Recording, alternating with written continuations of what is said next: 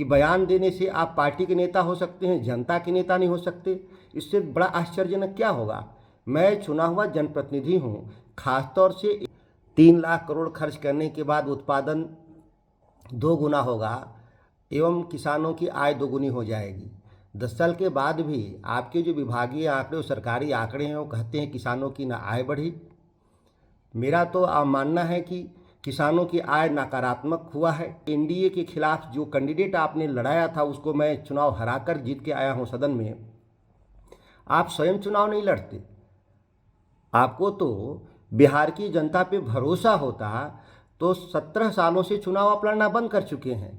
और इतना ही लगता है कि बहुत अच्छा आप काम करते हैं तो अपने पसंद का इलाका चुन करके चुनाव लड़ना चाहिए आने वाले चुनाव में, जिससे पता तो चल सके कि आपके जो नीतियाँ जिन नीतियों पे आप चल रहे हैं, बिहार को विकास का जो झांसा देने का काम कर रहे हैं, उससे लोगों को पता चल सके। मुख्यमंत्री जी, कौन ऐसा मेरा सवाल है जो आपकी समझ में नहीं आ रहा। नमस्कार, मैं प्रिया, आप देख रहे हैं द बिहार प्रोजेक्ट।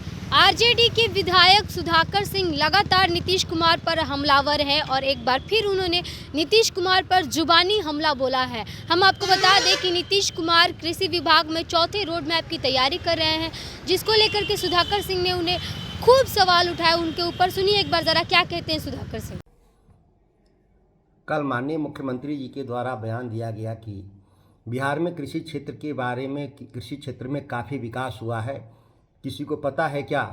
आप सभी जानते हैं कि आपके जो सरकारी जो आंकड़े, विभागीय आंकड़े हैं, उस आंकड़े में आपने विश्वास दिलाया था बिहार की जनता को कि कृषि रोड मैप 2 और 3 में 3 लाख करोड़ खर्च करने के बाद उत्पादन 2 गुना होगा एवं किसानों की आय 2 गुनी हो जाएगी। 10 साल के बाद भी आपके जो विभागीय आंकड़े और सरकारी आंकड़े हैं वो कहते हैं किसानों की ना आय बढ़ी। मेरा तो मानना है कि किसानों की आय नकारात्मक हुआ है, सकारात्मक की जगह नकारात्मक हुआ है आपकी नीतियों से।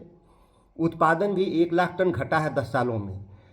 लेकिन आप मुख्यमंत्री हैं और हम चुने हुए जनप्रतिनिधि हैं, तो सवाल तो मैं मुख्यमंत्री से ही करूंगा। आपको क्यों पीड़ा होती है बिहार की जनता को सवाल का जवाब देने में? आप जवाब की जगह नए सवाल उठा रहे हैं कि बयान देने से आप पार्टी के नेता हो सकते हैं, जनता के नेता नहीं हो सकते। इससे बड़ा आश्चर्यजनक क्या होगा। मैं चुना हुआ जनप्रतिनिधि हूँ, खासतौर से एनडीए के खिलाफ जो कैंडिडेट आपने लड़ाया था उसको मैं चुनाव हराकर जीत के आया हूँ सदन में। आप स्वयं चुनाव नहीं लड़ते।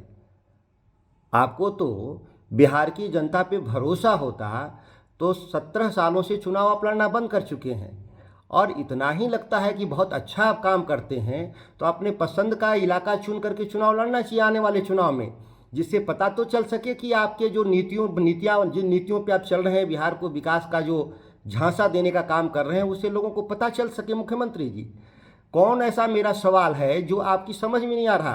कृषि क्षेत्र में कोई भी अगर आपकी उपलब्धि हो तो उसको बताने में आपको हर्ज क्या है। नहीं तो मैंने कहा भी कि कृषि रोड मैप 2-3 की जांच करवा ली जाए कि क्या प्रगति है उस पर। लेकिन आज तक कोई भी विभागीय कार्रवाई कृषि विभाग के द्वारा और आपके स्तर पर नहीं किया गया। आप चौथे कृषि रोड मैप की बात की चर्चा करने लगे।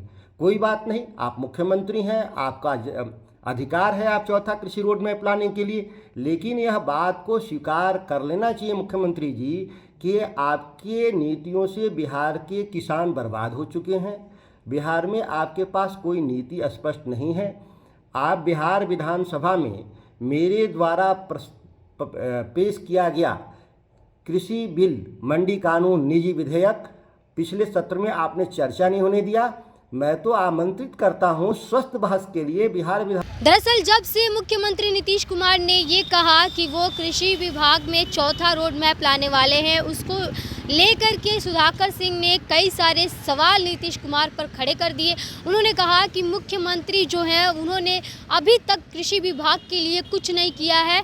दूसरे और तीसरे रोड मैप की अगर जांच की जाए तो उसमें ये साबित होगा कि कृषि विभाग में बिहार में कुछ भी फ़ायदा नहीं दिया गया है। और इसके बावजूद मुख्यमंत्री चौथा रोड मैप लाने की अगर तैयारी कर रहे हैं तो वो उनका विचार है, क्योंकि वो मुख्यमंत्री है, ला सकते हैं। लेकिन अगर बिहार के कृषि विभाग में, कृषि क्षेत्र में कोई विकास नहीं हुआ है, तो ये मुख्यमंत्री का दायित्व बनता है कि वो सामने आकर के जनता को जवाब दे और ऐसे कोई भी निर्णय ना ले। बिहार की विकास के लिए कृषि क्षेत्र में विकास करना बहुत ही ज़्यादा ज़रूरी है और इसके साथ ही उन्होंने एक बार फिर से नीतीश कुमार पर हमला बोला। तो बने रहिए हमारे साथ, देखते रहिए बिहार प्रोजेक्ट। धन्यवाद।